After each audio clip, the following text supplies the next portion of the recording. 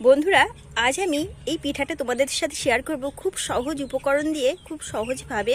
তাহলে বন্ধুরা সাথে থাকো। রেসিপিটা হচ্ছে রসপুলি, আর রসপুলিটা করবো একদম দুর্দান্ত স্বাদের করব, আর খুব শর্টকাটে করব, খুব তাড়াতাড়ি করে খেতে। বন্ধুরা খুব সহজভাবে রেসিপিটা শেয়ার করব তোমাদের সামনে, অবশ্যই তোমরা দেখতে থাকো। আমি কি কি উপকরণ নিয়েছি সবটাই তোমাদের সাথে শেয়ার করব। এখানে আমি কড়াই বসিয়ে দিয়েছি, আর আমি কড়াইয়ের মধ্যে দিয়ে দেবো জল। জলে দিয়ে দেব লবণ। এখানে আমি চালের গুঁড়ি নিয়েছি, চালের গুঁড়িটা দিয়ে দেব। দিয়ে এবার ডোটাকে তৈরি করে নেব।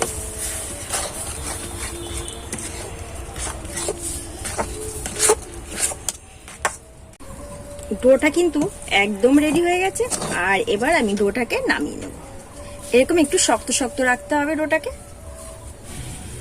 বন্ধুরা, এই ডোটাকে এবার কিন্তু খুব ভালো করে মেখে নেব, আর একটু এরকম চালের গুঁড়ি ছড়িয়ে দেব, আর এটাকে মেখে নেব খুব ভালো করে। ডোটাকে কিন্তু চেপে চেপে মেখে নিতে হবে। এবার আমি এর থেকে এক গুল্লি করে নেব।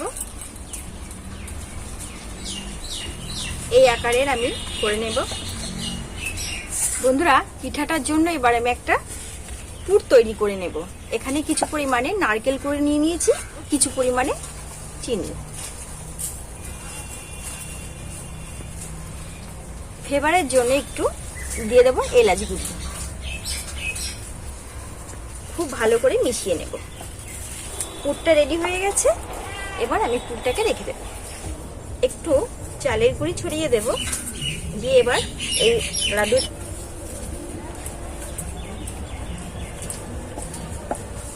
রুটিটা বানিয়ে নিয়েছি। এই সাইজের একটা বাটি নিয়ে নিয়েছি। এই বাটির মাপ করে আমি কেটে নেব।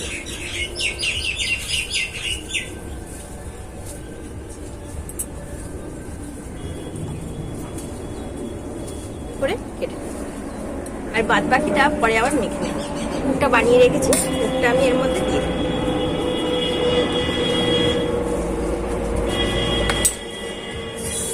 আর একটু জলের হাত দিয়ে এই ধারগুলোতে দিয়ে দেব। তাহলে খুব সহজভাবে এঁটে যাবে আর খুলে আসবে না। এইভাবে করে এবার আমি ভাঁজ করে খুব ভালো করে মুখটাকে কিন্তু সিল করে নিতে হবে, তাহলে বন্ধুরা খুলে আসবে না। আর এইভাবে হাতের সাহায্যে এই ডিজাইনটা বানিয়ে নিতে হবে।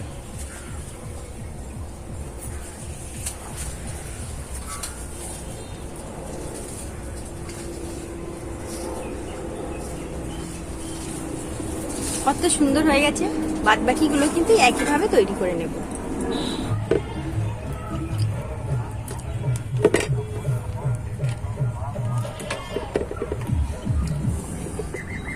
সমস্ত পিঠাটা কিন্তু একদম তৈরি হয়ে গেছে। আর দেখো বন্ধুরা, দেখতে কিন্তু দারুণ লাগছে। আর একটু জল দিয়ে দেবো।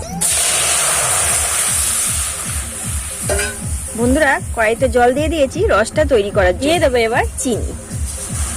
চিনি দিয়ে বন্ধুরা রসটাকে করব। চিনির রসে একে একে পিঠাগুলোকে দিয়ে দেব।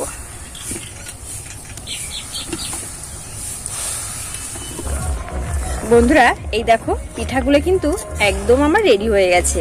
আর এবার আমি পিঠাগুলোকে তুলে নেব।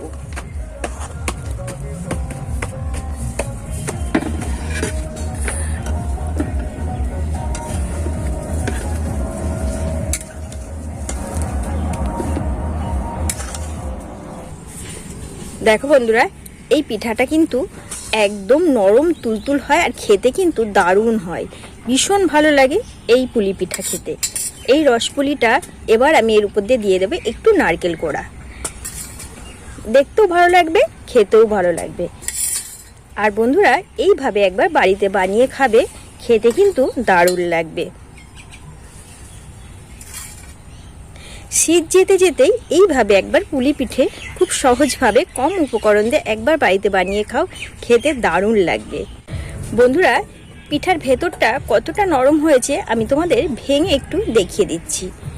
আর এইভাবে একটু নারকেল দিয়ে পরিবেশন করলে এই দেখো, দেখেছো কতটা নরম হয়েছে। চামচ দিতে না দিতেই কিন্তু একদম ভেঙে গেল। আর ভেতরটা দেখো কত সুন্দর সিদ্ধ হয়ে গেছে। আর এই পিঠা একবার বানিয়ে খাও বন্ধুরা, একটা খেলে আর একটা খেতে চাইবে, এতটাই সুন্দর লাগে, এতটাই ভালো লাগে। এই দেখো বন্ধুরা, দুর্দান্ত স্বাদের এই পিঠা একবার বাড়িতে বানিয়ে খাও, সবাইকে খাও, খেতে কিন্তু দারুণ লাগে। যেরকম অল্প উপকরণ, খেতেও কিন্তু সেরকম লাগে। তাহলে বন্ধুরা, এই আমার রসপুলির পিঠাটা তোমাদের কেমন লাগলো অবশ্যই কমেন্টে জানাবে। যারা এখনো সাবস্ক্রাইব করেনি প্লিজ সাবস্ক্রাইব করে আমার পাশে থেকো, তোমাদের সাথে শেয়ার করব পিঠাটা কেমন হয়েছে। আর ভীষণ নরম বন্ধুরা, এতটাই নরম হয়েছে না, দারুণ নরম হয়েছে।